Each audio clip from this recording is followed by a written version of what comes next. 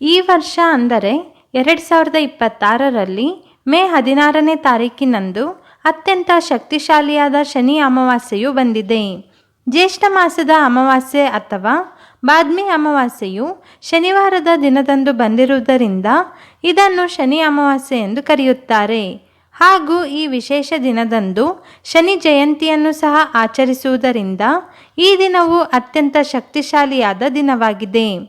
ಈ ವಿಶೇಷ ದಿನದಂದು ಮಾಡುವ ಪೂಜೆ ಆಚರಣೆಗಳಿಗೆ 10 ಪಟ್ಟು ಫಲ ದೊರೆಯುವುದರ ಜೊತೆಗೆ ಶನಿದೇವನ ರಕ್ಷಣೆಯು ಲಭಿಸುತ್ತದೆ.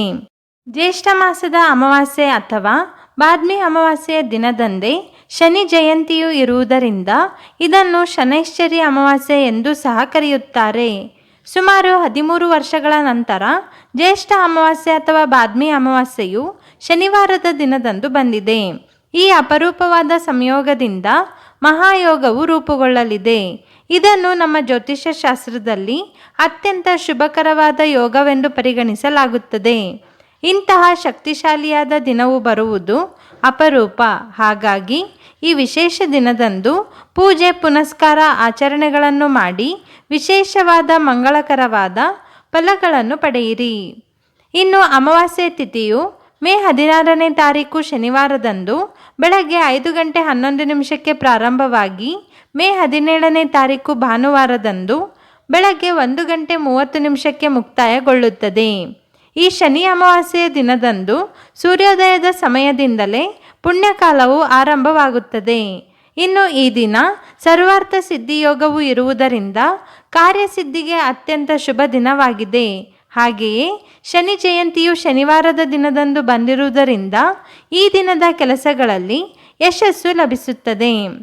ಸೂರ್ಯದೇವ ಮತ್ತು ಛಾಯಾದೇವಿಯರ ಪುತ್ರನಾದ ಶನಿದೇವನು ಜ್ಯೇಷ್ಠ ಮಾಸದ ಅಮಾವಾಸ್ಯೆ ಅಥವಾ ಬಾದ್ಮಿ ಅಮಾವಾಸ್ಯೆ ದಿನದಂದು ಜನಿಸಿದ ಕಾರಣದಿಂದಾಗಿ ಈ ಅಮಾವಾಸ್ಯೆಯ ದಿನದಂದೇ ಶನಿ ಜಯಂತಿಯನ್ನು ಆಚರಿಸಲಾಗುತ್ತದೆ. ಶನಿ ಅಮಾವಾಸ್ಯೆಯ ದಿನದಂದು ಶನಿದೇವರ ಜೊತೆಗೆ ಆಂಜನೇಯ ಸ್ವಾಮಿಯ ಪೂಜೆ ಮಾಡುವುದು ಅತ್ಯಂತ ಶ್ರೇಷ್ಠ ಎಂಬ ನಂಬಿಕೆ ಇದೆ. ಇದರಿಂದ ಶನಿದೇವರ ಆಶೀರ್ವಾದ ಮತ್ತು ಹನುಮಂತನ ಆಶೀರ್ವಾದವು ಲಭಿಸುತ್ತದೆ. ಈ ಶನಿ ಅಮಾವಾಸ್ಯೆ ಅಥವಾ ಶನಿ ಜಯಂತಿಯ ದಿನ ಶನಿ ದೋಷಗಳು, ಸಾಡೆ ಸಾತಿ, ಅಷ್ಟಮ ಶನಿ ದೋಷಗಳು ಇರುವವರು ವಿಶೇಷ ಪೂಜೆಗಳನ್ನು ಮಾಡಿದರೆ ಶನಿ ದೋಷಗಳು ನಿವಾರಣೆ ಆಗುತ್ತವೆ. ಆಂಜನೇಯ ಸ್ವಾಮಿಯು ಸಂಕಷ್ಟಗಳನ್ನು ನಿವಾರಿಸುವ ಶಕ್ತಿದೇವರು. ಹೀಗಾಗಿ ಈ ಶನಿ ಅಮಾವಾಸ್ಯೆಯ ದಿನ ಹನುಮಾನ್ ಚಾಲೀಸವನ್ನು ಪಠಣ ಮಾಡುವುದರಿಂದ ನಿಮ್ಮ ಜೀವನದಲ್ಲಿರುವ ಎಲ್ಲ ಸಮಸ್ಯೆಗಳು ಮಂಜಿನಂತೆ ಕರಗಿ ನಿಮ್ಮ ಆತ್ಮವಿಶ್ವಾಸವು ಹೆಚ್ಚುತ್ತದೆ.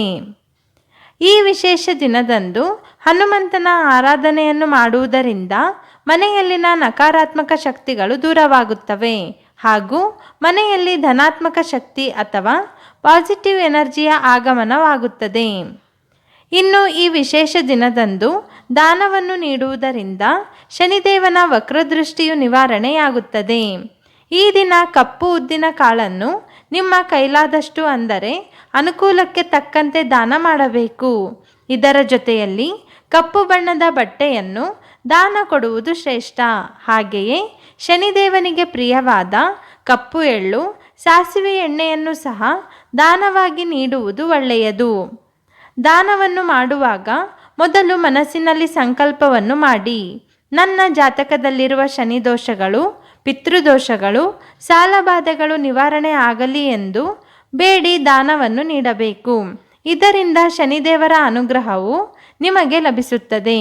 ಇದರ ಜೊತೆಯಲ್ಲಿ ಕಪ್ಪು ಬಣ್ಣದ ಕಂಬಳಿಯನ್ನು, ಕಪ್ಪು ಬಣ್ಣದ ಛತ್ರಿಯನ್ನು, ಕಬ್ಬಿಣದ ಪಾತ್ರೆಗಳನ್ನು ಮತ್ತು ದೀಪಗಳನ್ನು ಕೂಡ ದಾನವಾಗಿ ನೀಡಬಹುದು. ಇದಲ್ಲದೆ ಬಡವರಿಗೆ ಅನ್ನದಾನ, ವಸ್ತ್ರದಾನ, ಹಣವನ್ನು ದಾನ ಮಾಡುವುದನ್ನು ಶುಭಕರವೆಂದು ಪರಿಗಣಿಸಲಾಗುತ್ತದೆ. ಇಂತಹ ದಾನಗಳಿಗೆ ವಿಶೇಷ ಶಕ್ತಿ ಇರುತ್ತದೆ. ಇದರಿಂದ ಜಾತಕದ ದೋಷಗಳು ಅಂದರೆ ಸಾಡೆ ಸಾತಿ ದೋಷ, ಅಷ್ಟಮ ಶನಿ ದೋಷ, ಪಂಚಮ ಶನಿ ದೋಷ ಹಾಗೂ ಶನಿದೇವನ ವಕ್ರದೃಷ್ಟಿಯು ನಿವಾರಣೆ ಆಗುತ್ತವೆ ಹಾಗೂ ಪ್ರತಿ ಕೆಲಸದಲ್ಲಿಯೂ ಯಶಸ್ಸು ದೊರೆಯುತ್ತದೆ.